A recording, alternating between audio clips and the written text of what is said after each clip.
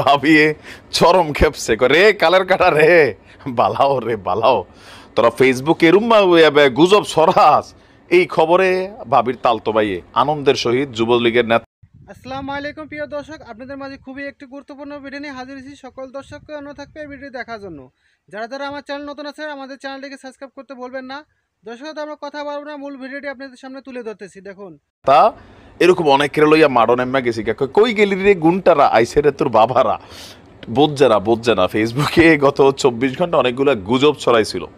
এর মধ্যে উপদেষ্টা আসিফ সে আসলে দুবাই গেছে প্রবাসীদের একটা সংবর্ধনা অনুষ্ঠানে, আর হাসনাদ আছে সম্ভবত তার এলাকায় কুমিল্লা না সরি কোনো একটা প্রোগ্রামে গেছে, আর ডক্টর ইউনুস তিনি আছেন সুইজারল্যান্ডে একটা বিশ্ব অর্থনৈতিক ফোরামের প্রোগ্রামে। এর মাঝখানে গতকালকে থেকে বেশ কিছু গুজবের মধ্যে একটা গুজব ছিল যে ডক্টর মোহাম্মদ ইউনুস তিনি পদত্যাগ করছেন। এখন যারা একটু সামান্য সচেতন মানুষ তারা কিন্তু এই জিনিসটা বোঝেন, কিন্তু ফেসবুকে যে ভিডিওগুলো ছাড়ানো হয়েছে ট্রাম্পকে নিয়েও কিন্তু একটা ভিডিও বানানো হয়েছে, এটাও কিন্তু গুজবের ভিডিও, এটা নিশ্চয়ই অনেকে দেখছেন, আমি দেখছি এটা সবাই দেদারসে শেয়ার করছেন। তো এই যে আপনাদের শেয়ারের কারণে ঘটনা হয়েছে কি দেখেন, ফেসবুকে প্রধান উপদেষ্টার পদত্যাগের গুজব শুনে শোডাউন গ্রেপ্তার 2। নোয়াখালীর চাটখিলে এই ফেসবুকে প্রধান উপদেষ্টার পদত্যাগের গুজব শুনে শোডাউন করছিল ইব্রাহিম খলিল ওরফে রাসেল এবং গোলাম কিবরিয়া ওরফে লিটন নামক দুজন আপনার যুবলীগের নেতা। তো তাদেরকে দিন শেষে গ্রেপ্তার করছে। গ্রেপ্তার ইব্রাহিম খলিল ওরফে রাসেল বয়স হচ্ছে 42, উপজেলার মোহাম্মদপুর ইউনিয়নের বানসা গ্রামের জমাদার বাড়ির মৃত রুহুল আমিনের ছেলে, আর আরেকজন গোলাম কিবরিয়া লিটন বয়স 45 একই গ্রামের ইসমাইল ব্যাপারী বাড়ির মৃত আব্দুল মালিকের ছেলে। 25শে জানুয়ারি দুপুরের দিকে আসামিদেরকে নোয়াখালী চিফ জুডিশিয়াল ম্যাজিস্ট্রেটের আদালতে সোপর্দ করা হয়েছে, আর শুক্রবার রাত 8টার দিকে উপজেলার মোহাম্মদপুর ইউনিয়নের বানসা বাজার থেকে তাদেরকে গ্রেপ্তার করা হয়েছে। ঘটনার প্রেক্ষাপট কি, ফেসবুকে ডক্টর ইউনুস পদত্যাগ করছেন এই খবর শুনা সন্ধ্যার দিকে উপজেলার মোহাম্মদপুর ইউনিয়নের বানসা বাজারে শোডাউন করে যুবলীগের একদল নেতাকর্মী।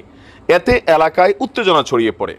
খবর পেয়ে সাথে সাথে ঘটনাস্থলে যায় পুলিশ। এক পর্যায়ে স্থানীয়দের সহায়তায় আপনার মানে তাদেরকে ধাওয়া দেয়। তো সবাই পালাই গেলেও এই দুইজন পালাইতে পারে নাই, দুজনকে আটক করে থানা নিয়ে যায় পুলিশ।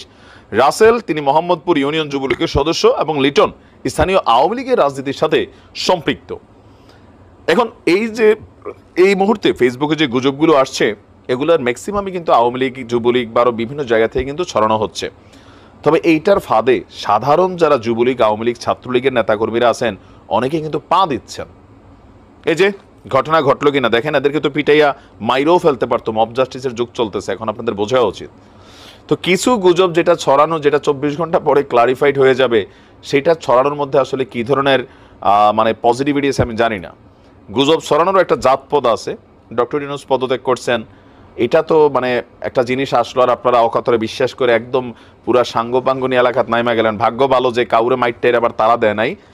আবার চিন্তা করেন ওই এলাকাতে এই দুইজনের সাথে যে 25 জন পলাতক আছেন, কতজন নেতাকর্মী এখন মামলা খাবেন। আর আমি ছাত্রলীগ আওয়ামী লীগ যুবলীগের নেতাকর্মীদের যারা একদম লোকাল পর্যায়ে আছেন, পড়ালেখা কম আছে, ফেসবুকে কোনো কিছু দেখা মাত্র দৌড় দিয়েন না। ট্রাম্পের ভাষণকেও এডিট করে একটা ভিডিও কিন্তু করা হয়েছে যে ট্রাম্প বলছেন খুব শীঘ্রই তিনি শেখ হাসিনাকে বাংলাদেশে ফিরিয়ে আনার ব্যবস্থা করছেন। এই ভিডিওটা কিন্তু এডিটেড এবং গুজব। অবশ্য যারা তৈরি করছেন মাস্টারপিস হিসেবে তৈরি করছেন, বোঝা অনেকটা কষ্টকর। যারা নিউজের খবর টবর রাখে না তারা কিন্তু সহজে বোঝেও না। সো এমন কোনো কিছু করেন না যেটা নিজেদের বাটেই নিজেদেরকে ফেলে দিচ্ছে।